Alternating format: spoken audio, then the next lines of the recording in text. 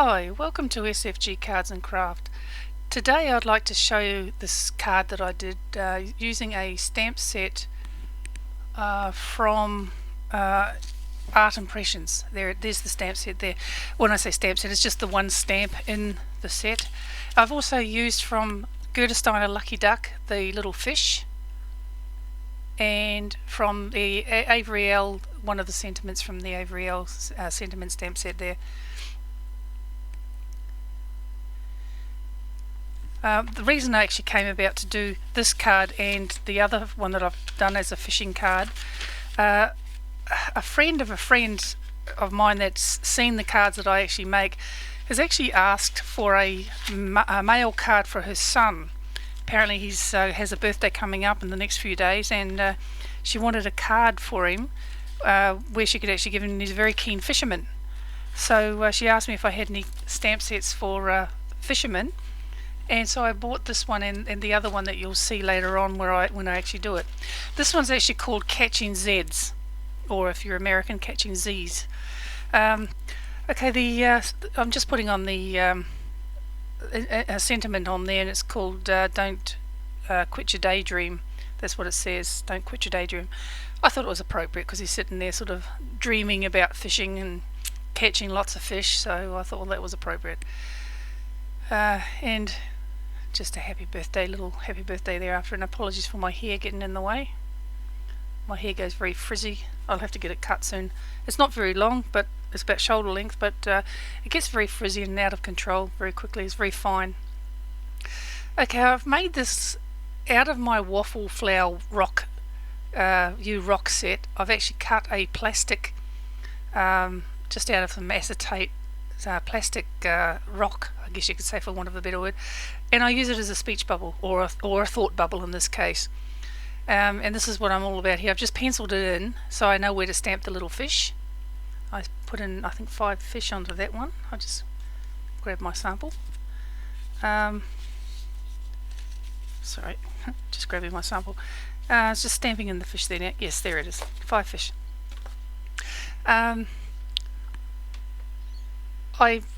I know that a lot of my cards sort of look similar, where I put the grass at the bottom, the sky at the top, but I'm really not really sure how else to go about doing some of these cards. So I've actually used my Avery Elle as pierced cloud stencil that I've cut from the Avery Elle pierced cloud set, die set that is, and stenciled in some clouds into the background. In this one I didn't actually just blend in the whole background. Here I'm actually putting in the grass using Lawn Fawn's Noble Fur.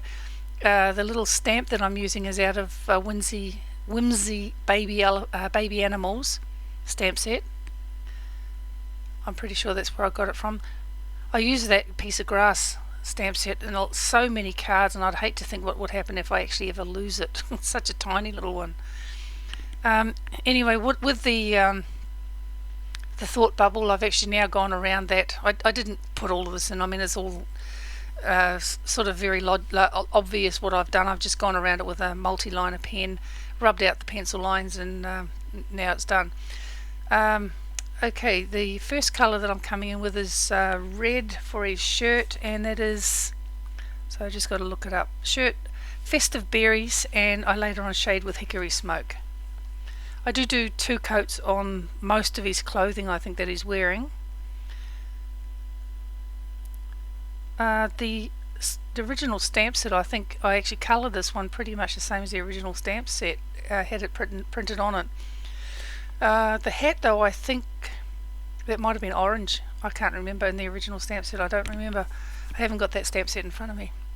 And here I'm just doing a second coat on the shirt. It does help to darken it up a little bit. And on the hat.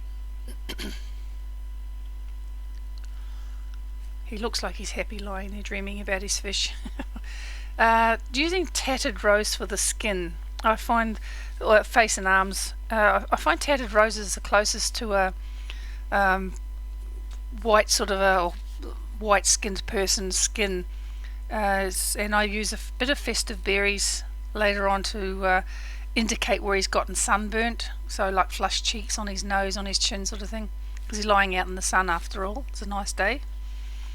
The lounge chair, I haven't actually written that down, but that one I believe was Blueprint Sketch that I've actually used. Since actually using the Blueprint Sketch on one of my later videos, the previous one that was actually probably put up from this one, which was a little baby card that I did for a friend of mine, I've never actually used it until that point. Well, I've used it on just about every card since. I really love the colour. I didn't realise that it's more like if you're using it as a rainbow, like in a rainbow, it's like the indigo colour. So it's really quite a pretty colour. It's neither blue nor purple, but it's sort of in between, which is what the indigo is. On the rod, I'm doing the rod there. The handle of the rod is just rusty hinge on the handle. Along the rod itself, I'm using, I believe that was rusty hinge mixed with a little bit of the red that I used, the Festive Berries.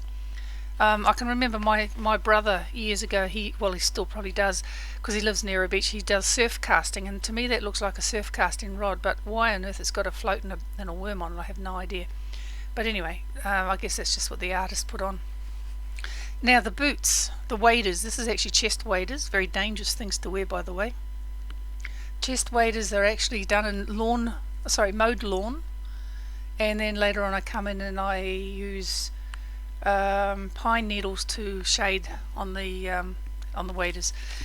Chest waders, yes, chest waders, why they're so dangerous.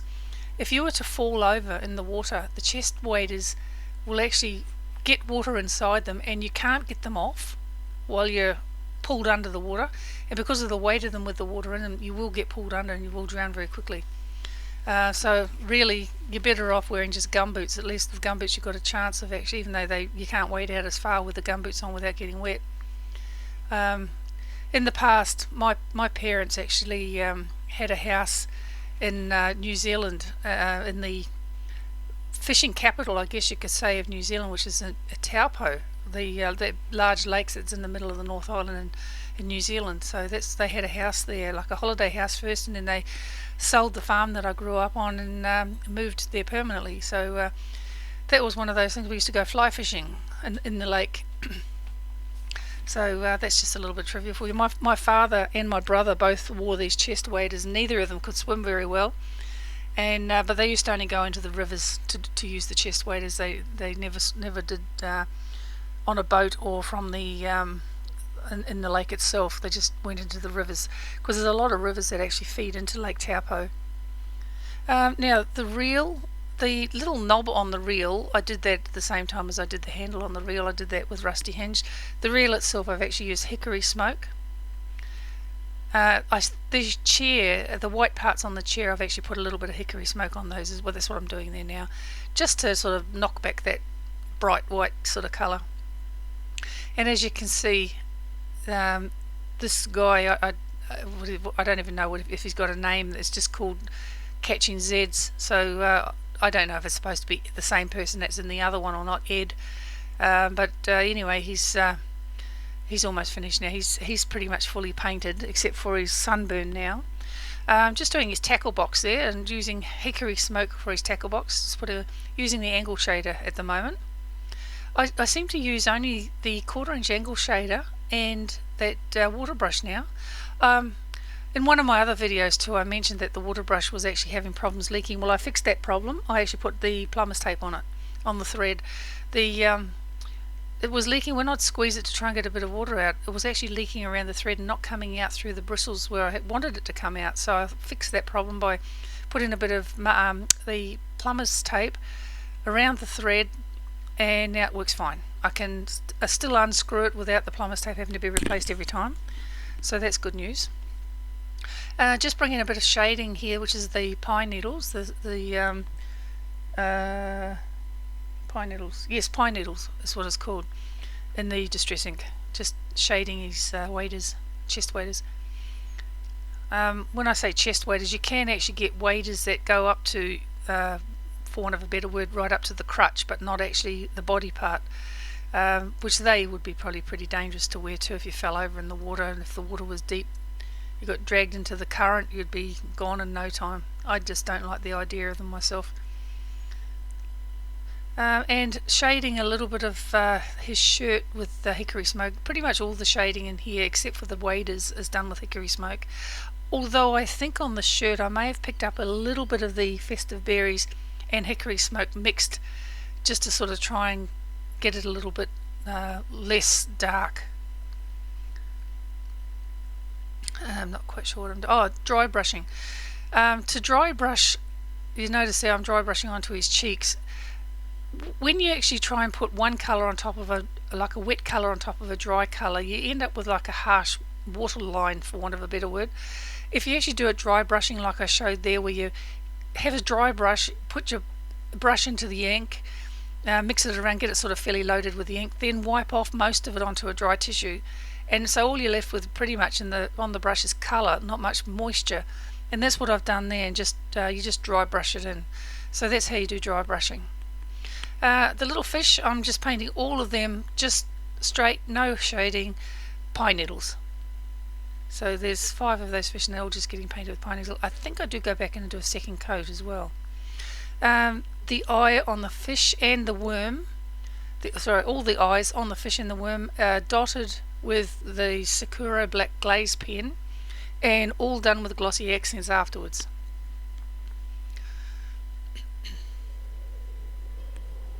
I might just put a bit of music on now and have a listen.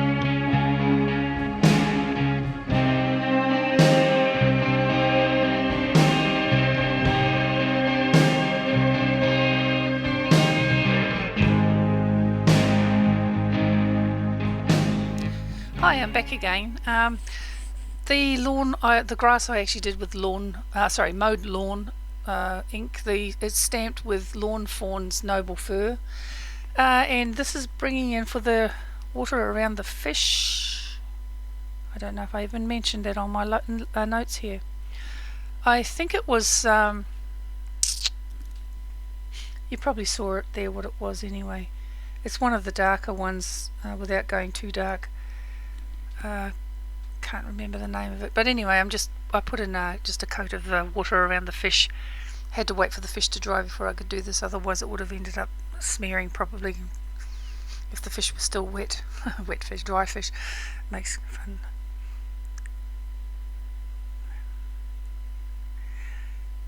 And this one was a fairly quick card to do as well. This one I'm going to be calling this one a mini series, Cards for Him, as in masculine cards. So this is the first one of my new series now. I'm going to be calling it Cards for Him. I have a second card coming out which is another fishing card, And when I can afford to buy new stamps, because I have to buy all my stamps, I don't get them given to me. When I can afford to buy new ones, I'll actually buy a few more cards for stamps, where it can be like a masculine one, like different sporting events and things like that, which seem to be what men are into more than women. Okay, and there's the panel. That's the completed panel. I hope you enjoyed watching this. If you do, please subscribe and click the like box. Thank you. Bye bye.